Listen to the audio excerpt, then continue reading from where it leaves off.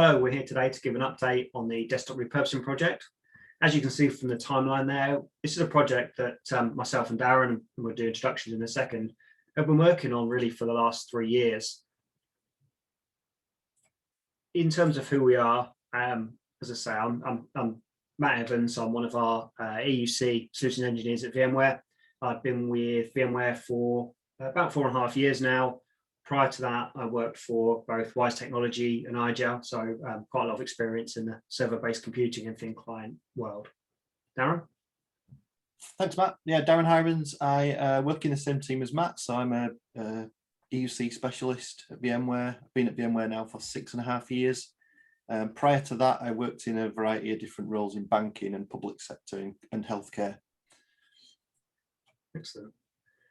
So in terms of content for today, we're just going to give you a bit of an update on the project, a little bit of history of it, for if it's something that's new to you, who the vendors are we actually looked at, and then really sort of a summary of the different test devices and the different vendors that we looked at. In terms of the project, as I say, about 3 years or so ago, so sort of around, I think probably the start of 2018, Darren and I had a conversation about all the different desktop repurposing solutions that are available on the market. And we talked about looking at them all and sort of putting together some comparisons and looking at some of the metrics.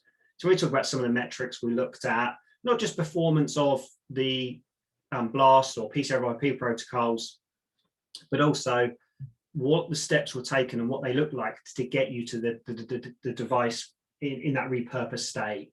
So how long did it take to convert the device? What were boot times like? What was power consumption like? We then sort of collated all that data and built a presentation from it. And that's something we took to various VMware user groups to present, released some blog posts, and shared the information on LinkedIn.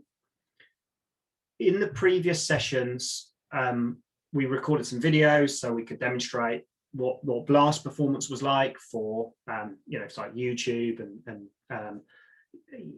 I guess sort of some downloaded local videos.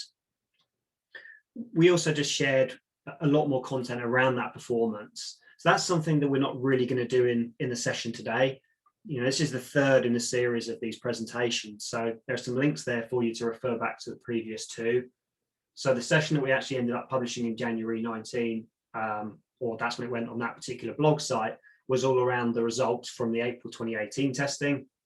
We then retested everything in April 2020 and produced a V2 of this session. Really what we want to do with subsequent updates is just look at what the sort of firmware had changed, what the vendors have done, what Horizon client was in there. That was sort of more of the focus areas. In terms of test devices, for the original 2 sessions, we used Latitude E7470, which I think was manufactured around 2016. So at the time, it was a couple of years old. So performance was very good because it was newer hardware. For this session, we really wanted to continue with that and keep that apples for apples comparison and use the same hardware. Due to the pandemic, we weren't able to get into the office and gain access to that hardware. So we did a couple of things. Darren used VMware Fusion because he has MacBooks, so he used that. I used VMware Workstation for some of the testing, but also a couple of days into testing, I did find an old Latitude E6400 and was able to do some testing on that. But perhaps that was too old. That was device is about 13 years old. So maybe that was a little bit too old, but still, I did see some good results on that, which we'll cover in a bit more detail. So I think, Darren, you can now touch on who the vendors are. Sure, yeah. So the vendors are carried on really from the previous 2 years that we've tested. So we tested a variety of different vendors, including those that deliver repurpose Windows, repurpose Linux solutions, and Neverware, which is a Chromium-based solution. So we've got the same sort of vendors as we've had in the previous 2 years. Okay. In terms of the sort of things we tested, touch on that? Yeah, so we kept the test sort of the same as the previous years as well, in order to try and keep it easy to compare. So we again used the test facilities that are in our test drive platform. So we had the Aquarium video, we had the New Dawn video, we had a YouTube video, and we also had a Windows Media video in the bottom right. And they're the same videos and same demos that we've used in the previous 2 years. So we're keeping things consistent as possible. Excellent. So just to kind of reiterate back to the slide with the 2 links, if you want to see the videos and see what the performance was like, please refer back to those earlier sessions. In there, you'll see videos, not just comparing Blast and PC over IP side by side, but also some comparisons and some videos that are showing a lot of this, certainly from Blast across all those different vendors. Yeah, it's worth mentioning as well, Matt, that this test drive platform is based in Amsterdam, so it kind of gives you a good idea of what the performance of these is, with a little bit of latency as well, because obviously we're traversing from the UK to Amsterdam to get these. So it's quite a good sort of real world simulation of what accessing Horizon remotely would look like. Yeah, that's a good point. I mean, I know for me, typically when I connect in, I see around 30 milliseconds of latency. So it's not really low, not really high though. I mean, you know, I think obviously personally me, sort of a higher latency, you're sort of into the 200-ish plus, but I think a 30, as you said then, I think that's pretty much real world, to be honest. I think a lot of companies will probably experience that sort of latency, somewhere between 10 and 30. Yeah, and another thing which has just come to mind actually is that because of the pandemic, we actually did this year's testing from our homes as well, which is another change, because previously we've done some of it in the office. Yeah, you know, that may have also changed some of the performance of the videos and the playback, but I can honestly say all the playback for mine was, you know, fantastic. So if I had more latency or I had slower bandwidth than I've got in the office, I certainly didn't notice. Yeah, I think I would agree. So I think we'll probably touch on some of those as we go through. But yeah, I think in general, everything I saw was very positive, very good experience. Okay, so let's kind of get into the vendor update section. Just one slide I wanted to add in was a sort of timeline of the Horizon clients. And the reason I've done that is for 2 reasons. The naming convention changed. So we went from that sort of 5.0 through 5.1 to 5.5 through to the kind of the year month type software release naming convention. So 2006 was really June 2020, but as you can see, again, I'm not sure these dates are 100%. They came from Wikipedia. I thought that was just the easiest way to grab a single source to grab them. There was probably an internal page I could have found somewhere to do it, but it was kind of as quick and easy. But yeah, the point is we wanted this in here so that when you see in the report, if a vendor says, oh, we have the Horizon 5.1 client in there, it sounds quite modern, but then on reflection, you think actually that was July 2019. So that's, you know, almost 2 years out of date. And again, it's not in there to be a criticism of any vendor. It's just in there to give transparency as to what's included in that particular image. Yeah, it's worth pointing out, I guess, that, you know, all the old clients will still work with the current versions of Horizon, but you might miss some of the newer functionality. Yeah, I suppose something like Teams support. You know, if you were using a Windows device and you wanted Teams support, if that for whatever reason, if that's built on the 5.1 client or 5.2, that's not going to be in there. So you would need to go to one of the more up-to-date releases. So yeah, it's good fair point. It could still work for a particular customer, but I suppose it really comes down to functionality and features and what it is they're expecting. In terms of order of vendors, we've done it in alphabetical order, really. So it's not in any particular order. We'll just go through. So we'll start with Tenzing, which I think that's one you tested or sort of looked at. Yeah, so as with all these, we reached out to the vendors and asked them for, you know, the latest versions of code and any instructions and documentation and whatever. When I reached out to Tenzing, they said that they'd spent the bulk of the last sort of year working on completely rebuilding their Linux platform, and they'd focused to start off with entirely on their hardware. So their thin clients running their Linux code. And as a result, they hadn't brought to market yet the latest version of the repurposing tool. So I've agreed with them that we'll use the results from last year. So they're still valid, you know, their tool from last year is still available. They have got a new tool based on the new version of code, which will be coming out later this year though. So we'll have to keep an eye out for that and hopefully test it next year. Yeah, we'll save that for version 4. Okay, cool. Good to know. From an Atrust point of view, I've been a couple of releases since we last looked at it. With this one, I was able to get it running on that older device, so you can see the imaging time and boot time's a little bit different. But as I say, that's a 13-year-old laptop, so I'm not particularly concerned by that. I kind of expected it to be a little bit different. As I say, this isn't a fair comparison to what we tested last year and in the previous round. The Ryzen client isn't the latest, or isn't, there's been a few versions since, but as we just touched on, it's going to depend on your own sort of personal circumstances and what you're expecting in terms of features and functions. So that may or may not be an issue, but yeah, in terms of performance and the last experience I had when I set it up and connected back to test drive, worked really well. Atrust in general, very, very helpful.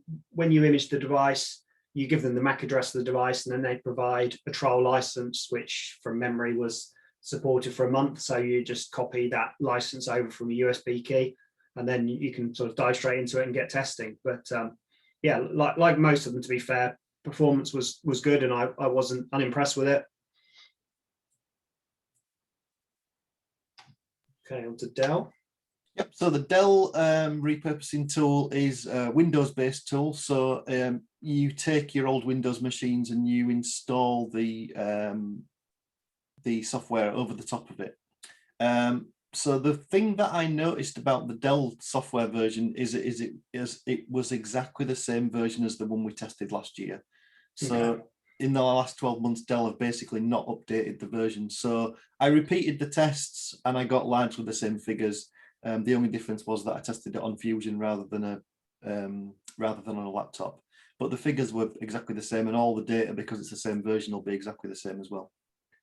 So with that, though, I suppose the one thing is that because that doesn't include the Horizon client, although I guess the base image or the repurposing tool is a year old, you still could run the latest Horizon client because you install that yourself, don't you? Yeah, you do. Yeah, so that's a good point. So you would just be able to put the latest version on 2103 and then layer the Dell software on top, and you'll be running the latest version.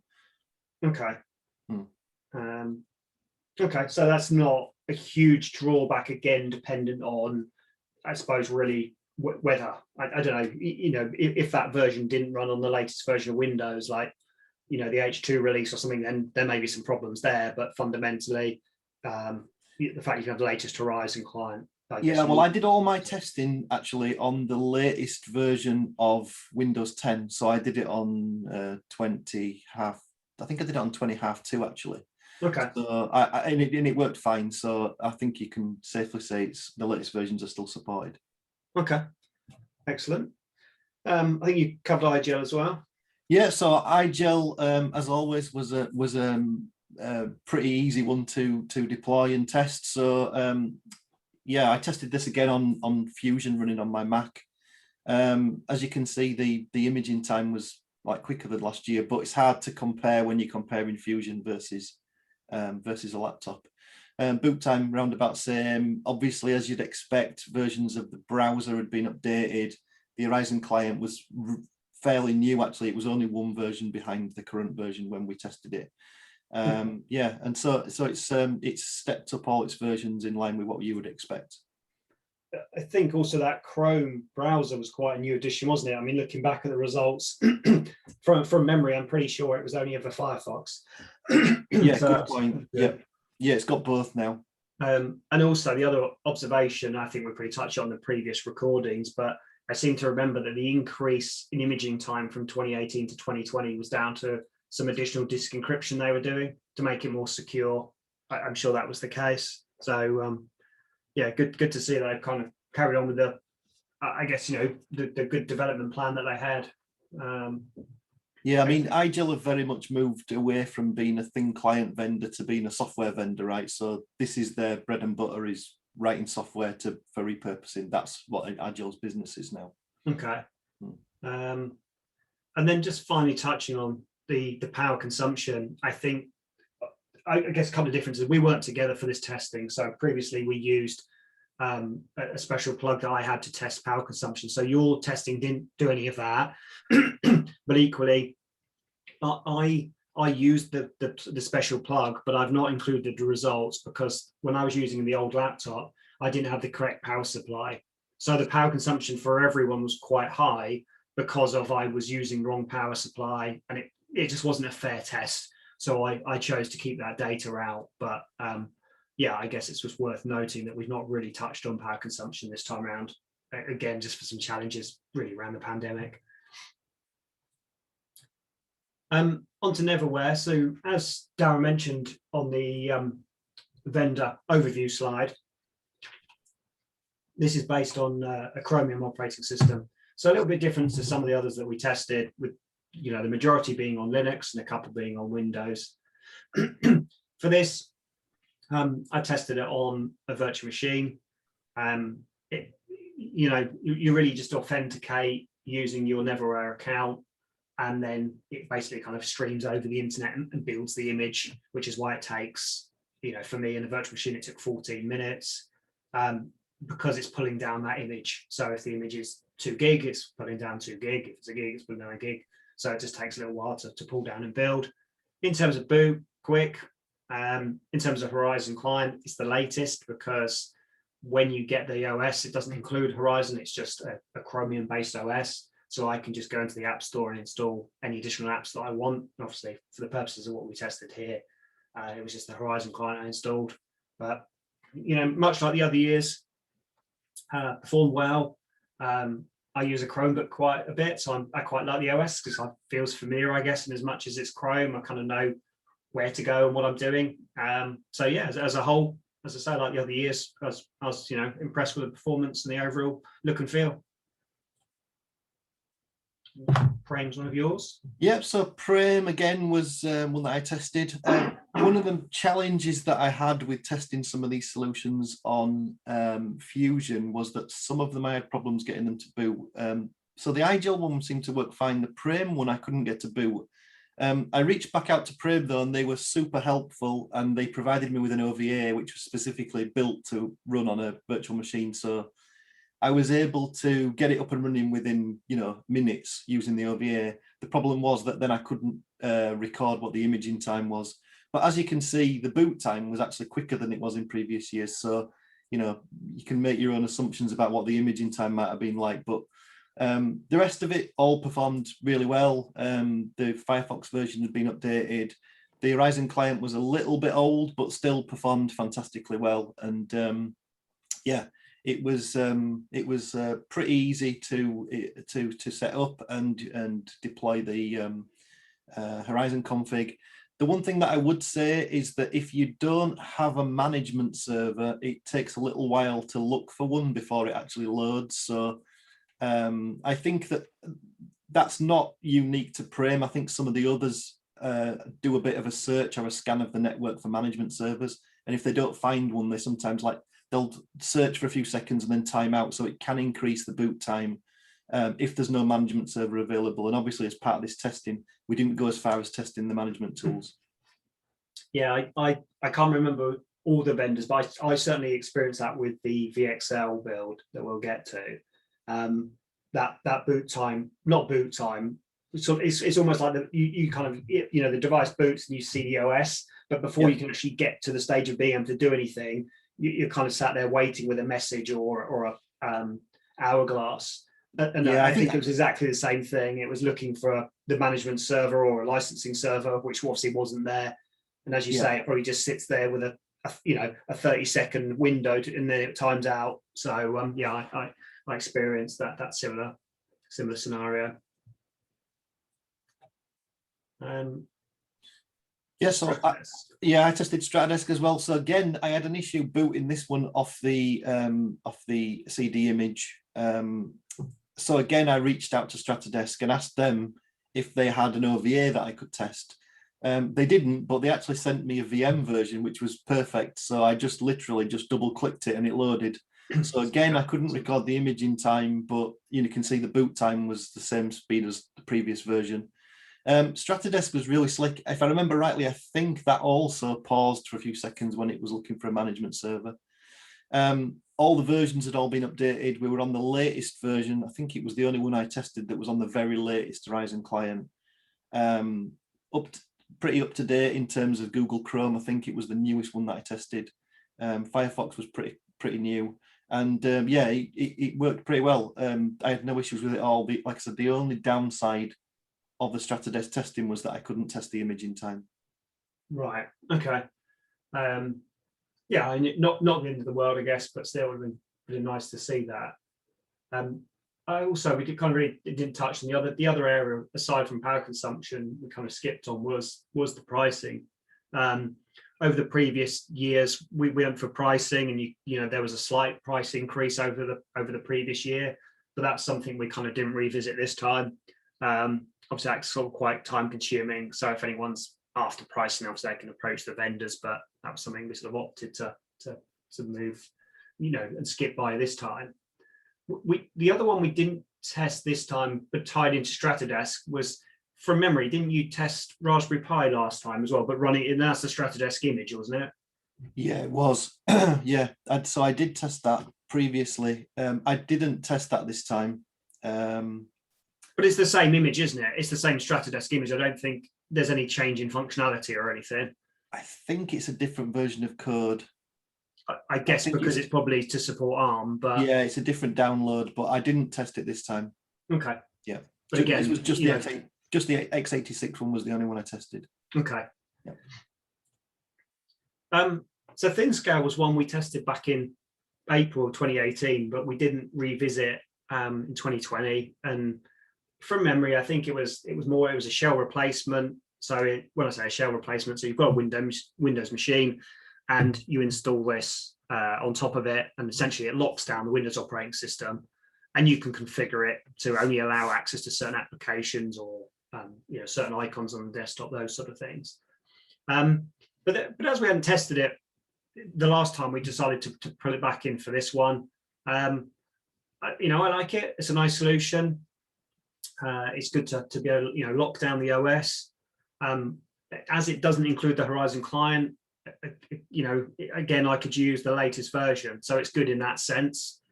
I suppose there's a line between, if a company's doing a desktop repurposing project and they've got existing Windows machines, if those machines aren't that old or if they're still sweating the assets, then this could be a good solution, because the other alternative is you then go to a vendor, you know, whether it be Neverware or Igel or Tenzig or Prime or VXL or whoever it be, and you kind of pay to then have their operating system sit on top of there. So, you know, it's personal choice. I don't think there's really a right or wrong answer.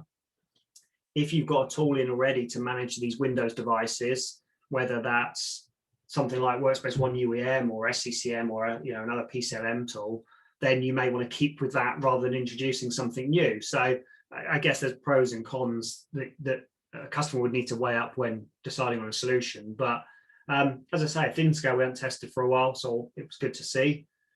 As you can see there, the imaging time was really quick, because it's just installing an application really and then locking down the operating system. Then you as the admin have the ability to unlock it and make changes. So I could create a desktop shortcut to say Chrome and the Horizon client, and then lock everything else down. And I noticed that's a kind of a big difference to what we saw with Dell, which is also a Windows-based solution. Now, am I right, Darren, in saying that the Dell solution, doesn't it layer in the write filter as well? Yeah, it does. Yeah, I think that's why the imaging time is so much longer. Okay, so that write filter gives you, I guess, more of like a read-only operating system. But you know, you could argue that with the right management tool, with the right policies in place, you can kind of lock down Windows anyway. But yeah, you wouldn't have that write filter, which maybe gives you that additional degree of security or peace of mind. Maybe I guess it's just sort of, again, it goes back to that sort of pros and cons and what it is you actually want to do. Yeah, we never actually well, so far we haven't looked at like the management of what these would look like. So I'm quite interested in how you would keep like browser versions up to date on ThinScale and Dell.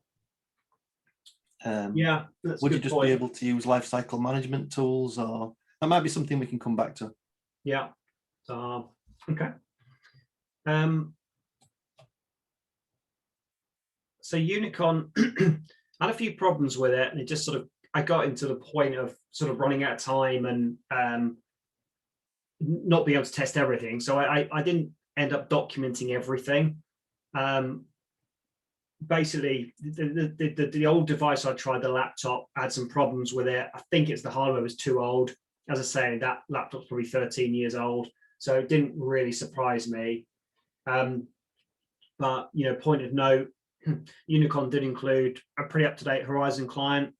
I did some basic testing with it, trying to use a virtual machine, but in the end, I did end up having a few problems with my VM. So I think, in fairness, I was having a few laptop problems, and it was probably a bit of a perfect storm that just really hindered my testing that day. So this is one that in the future I'd need to come back to again. But from what I saw, and going back to the previous 2 tests we've done, Unicorn, for me, performs really well. It's a nice operating system. And it seems to be being kept up to date in terms of browser and Horizon client. So as a whole, I think it is a nice solution, but obviously I just had a few challenges on the day. I couldn't kind of test everything I wanted to. And then the final vendor we looked at was VXL. Similar results to the previous years. Like much of the vendors, not huge amounts have changed. We saw updated browsers. We tend to see an updated Horizon client. Sometimes there's a change in boot time. Sometimes there's a change in the imaging time. As we talked about earlier, the boot time I saw here, I think, was really down to the fact I didn't have a management server or a licensing server. So there is that timeout. But aside from that, the operating system worked well. It's locked down to me as a user. I have to unlock it to kind of get the admin privileges to configure Horizon sessions. The Horizon client's a little bit out of date, so a few versions behind. It'd be good to see that get updated in a future release. But again, as I say, like most of the other testing we did, I connected to the Windows 10 desktop in test drive, and performance worked well. Tested those GPU based apps that you showed, as well as YouTube, and for me, performance was pretty good. So yeah, happy with that. And I think really that kind of takes us to the end in terms of that update. My view on it was really that there wasn't any vendor that I would say we looked at and we were disappointed with, was there really? No, I mean, I think we both agree they're all good solutions. It's they all do the same thing. The performance of them is all pretty much the same. Where some of them might differ, where this test didn't go into, is perhaps some of the management capabilities, but that might be something we can address in the future. Yeah, and one thing we did include in the previous sessions as well was where we had got pricing from the vendors and we had all those power consumption figures. We sort of calculated costs for running 5,000 devices in terms of electricity costs over the month and what that monthly cost would be. And it's areas like that anyone watching this, if you want to see kind of that sort of data, if you refer to the previous videos, that will give you a feel for kind of how we calculated the cost of running one of these devices and what it looked like, whether that was running Windows, Linux, or the Chromium OS. But there was no real need for us to get into that level of detail again with this. This was just supposed to be an update to the last session. So really, yeah, just I hope this was of use to anyone that's tuned in to watch it, and thanks for your time. Thank you.